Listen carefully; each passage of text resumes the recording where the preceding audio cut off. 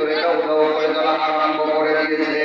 আল্লাহর নবী সাল্লাল্লাহু আলাইহি ওয়াসাল্লাম বলেছেন, তারা বংশ বুনিয়াদের ওই ছোট্ট বাচ্চা মাদ্রাসা ক্যাম্পাসের ভিতরে বসে বসে কুরআনুল কারীমের একটা হরফ পড়ার বিনিময়ে আল্লাহ সুবহানাহু ওয়া তাআলা ওই ব্যক্তির কবরের আযাবকে আল্লাহ মাফ করে দিয়েছে। জবান খুলে বলেন সুবহানাল্লাহ।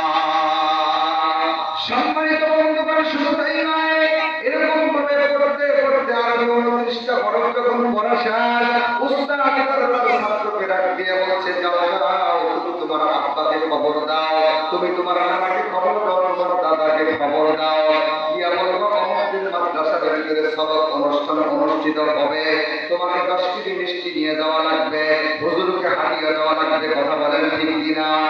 তোরে বলেন ঠিক কিনা?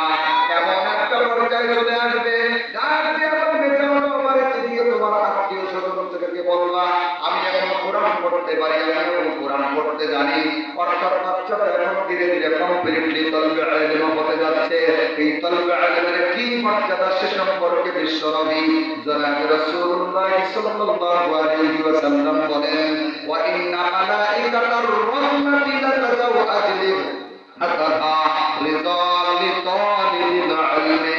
চিৎকার দিয়ে বলেন আল্লাহু আকবার।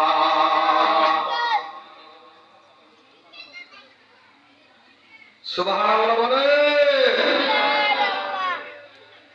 আপনারা যারা আছেন একটু সামনে আগে আগে বসেন, ধীরে ধীরে আমার ওয়াজের তালে তালে।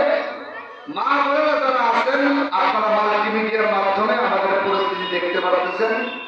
যদিও আমি আপনাদেরকে দেখতে পারতেছি না, আমি আপনাদের কাছে অনুরোধ রাখি, আপনারা দয়া করে যার সামনে যতটুকু জায়গা ফাঁকা আছে একটু আগে আগে বসেন।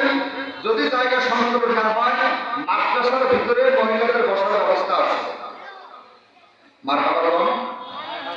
মাদ্রাসার ভিতরে মোহাম্মদিয়া নুরানী হাফিজিয়া মাদ্রাসার এতিমখানার ভিতরে মহিলাদের বসার ব্যবস্থা রয়েছে।